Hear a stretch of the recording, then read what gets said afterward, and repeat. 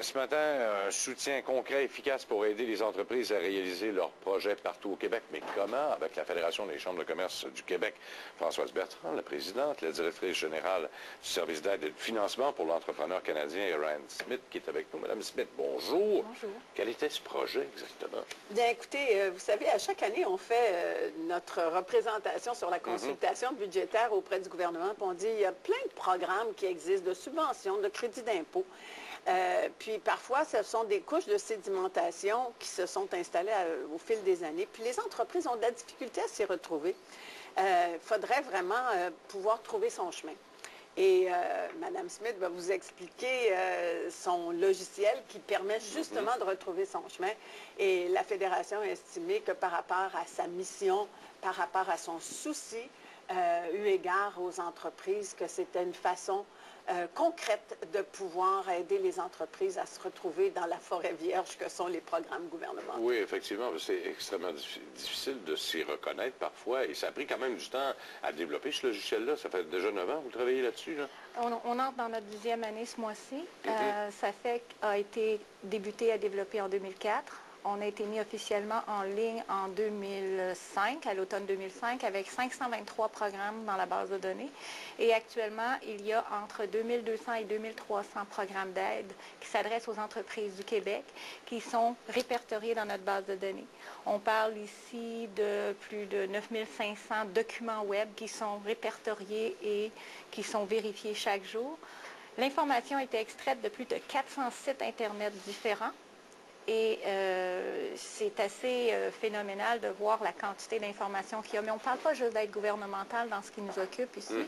Ça fait qu'à répertorier tous les programmes d'aide financière et non financière qui s'adressent aux entreprises du Québec, qu'ils soient d'origine gouvernementale, fédérale, provinciale, municipale ou qui sont offerts par les organismes privés.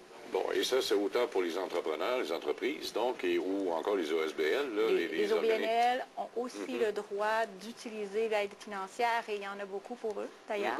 Qui sont très spécifiques, d'ailleurs. Oh oui, oui, mais en fait, nous, la manière dont le logiciel fonctionne, c'est que les organisations vont compléter un questionnaire de 18 questions, vont décrire leur entreprise ou leur projet, et en même temps les deux, si vous le voulez.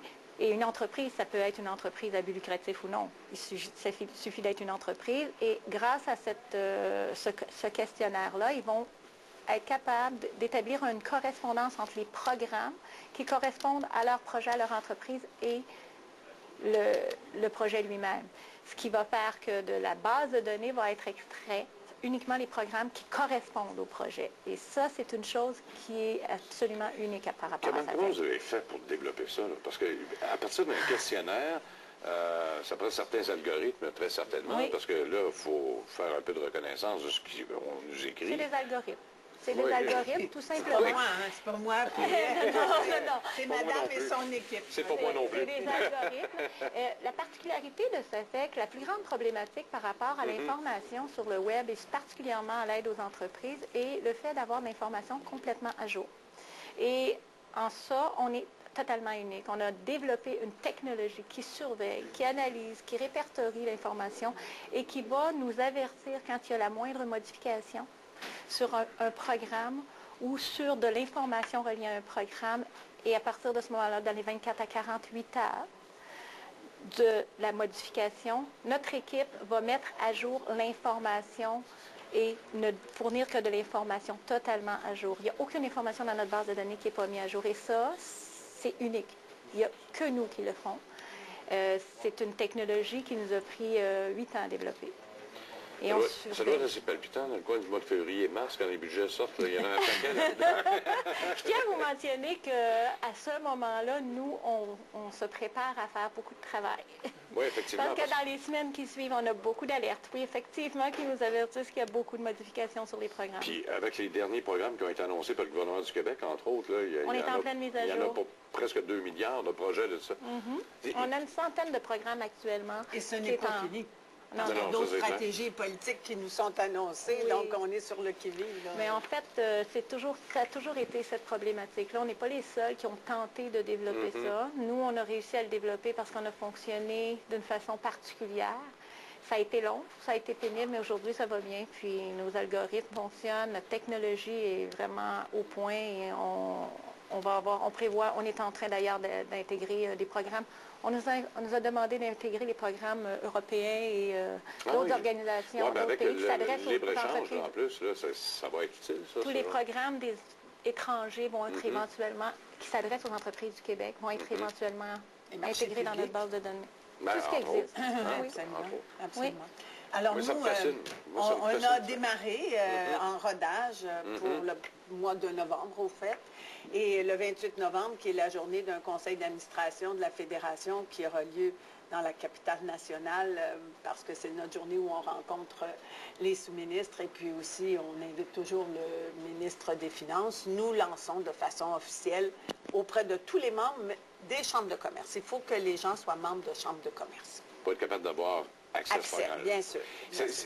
Puis les gens, ça doit coûter quelque chose quelque part. En fait, ce qui se produit, c'est que si les gens désirent s'abonner, on leur accorde un rabais s'ils sont membres d'une chambre de commerce de 100 $ sur l'abonnement.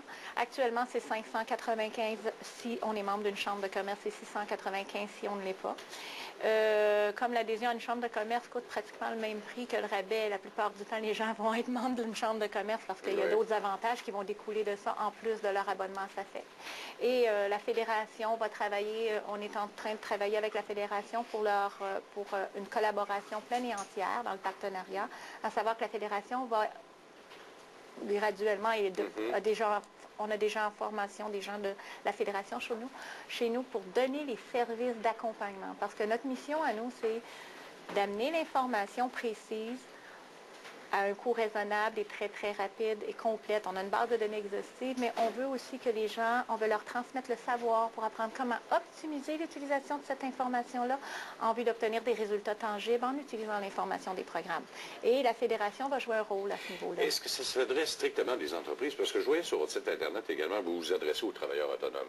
Oui. Les travailleurs autonomes, c'est aussi une entreprise à plus petite échelle. Monsieur Gagnon, une entreprise, ça démarre où? Ça démarre par un travailleur autonome. Oui, souvent. C'est aussi simple que ça. Alors, tout le monde a droit de l'aide d'une manière ou d'une autre. Il suffit tout simplement de trouver la bonne information, le bon programme et au bon moment. Et la grande problématique... Moi, j'ai fondé SAFEC parce que j'ai vu trop d'entrepreneurs et de beaux projets d'entreprise qui mouraient parce qu'il manquait un 5 000 ou un 10 000 $ qui suffisait pour passer un moment difficile, puis que l'argent était à l'extérieur, elle était là, elle était disponible, mais les gens ne savaient pas que l'aide était disponible. Alors, notre mission, c'est vraiment, vraiment de nous assurer que tout le monde a l'information. Et on en a déjà discuté de ça, des programmes qui parfois sont ignorés, puis on passe à côté d'une belle chose parce que l'argent est là, mais on ne sait pas qu'elle est là. Il y a deux situations. Nous, on pense bien sûr d'abord aider les entreprises à se retrouver, comme je dis, dans la jungle des programmes et des accès possibles.